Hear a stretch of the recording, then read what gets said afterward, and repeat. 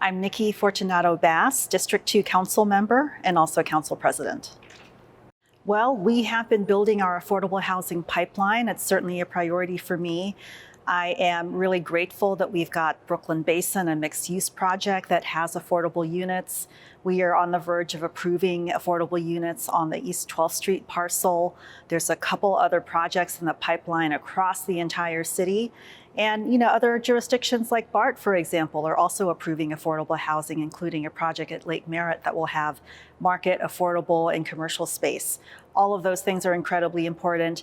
We're also making sure that people who want to build ADUs, accessory dwelling units, are able to build those more quickly with the permitting process that we set up. And one of the things I really think is important is our acquisition and conversion to affordable housing fund. That's a long name, but the idea is really simple. Tenants who are housing insecure can partner with land trusts to purchase their homes and make them permanently affordable. Really important program, and the main thing we need to do is make sure that we can raise enough funding to create and build this affordable housing. Well, we have to continue to protect the rights of tenants so that tenants are not displaced. We have to make sure that there's more home ownership opportunities. That's something I want to hear more from our community about. How else can we make sure that people have the opportunity to build wealth and also to own a home and stay here in Oakland?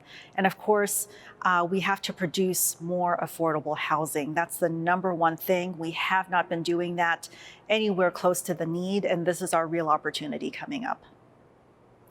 Well, in order to produce affordable housing, we have to be incredibly creative. Again, we can acquire and preserve affordable housing. So that means putting money where our mouth is, making sure that we have the funding to allow tenants to purchase their homes with land trusts is one opportunity. Making sure that we're seeking state and federal funding to acquire housing that could serve our homeless community, for example. And of course, working with the federal government to beef up our funding for first-time home buyers. A lot of it boils down to money, but it also boils down to permitting, making sure as we make decisions around development that we prioritize affordable housing. Well, of course, right now we have an eviction moratorium. We know that at some point it will phase out, so we're working to make sure that the most vulnerable tenants, including those who might have been formerly homeless or formerly incarcerated, that they have the resources they need to stay in place. And again, this is another issue where Oakland needs to partner with the county, the state, the federal government to demand the resources that Oakland deserves. We have to make sure that both tenants who are very vulnerable, as well as small landlords, have the resources to stay in place. We have been a real advocate, I would say, around protecting the rights of tenants. Well, I would say there's a couple things that we can do in addition to preventing people from becoming displaced. There is more supportive and transitional housing. I think we have to continue to be creative to use public land for homeless interventions. That could be more safe parking sites for cars, more safe parking sites for RVs. There's so many more people living in vehicles, and we're not keeping up with creating the space for them to live safely, as well as get the services that can help them get into permanent housing.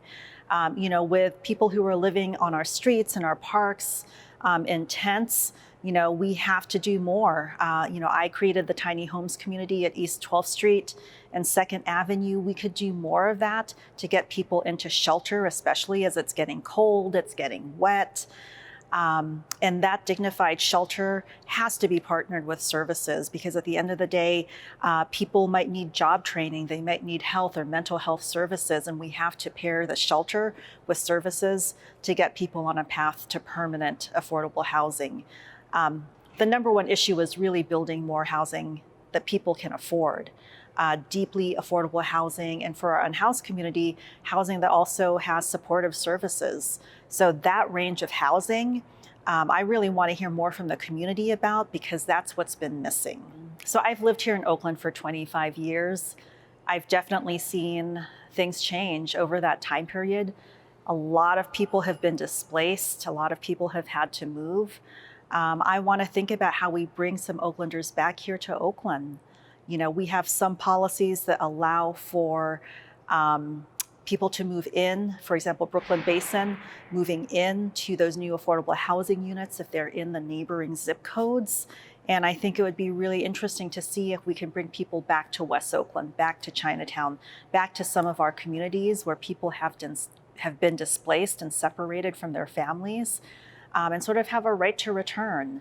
You know, Oakland is not the city it was 2 decades ago, and maybe we can make it such by allowing more and more Oaklanders to come back and be reunited, not only with their community, but with their families and the place that they really feel is their home.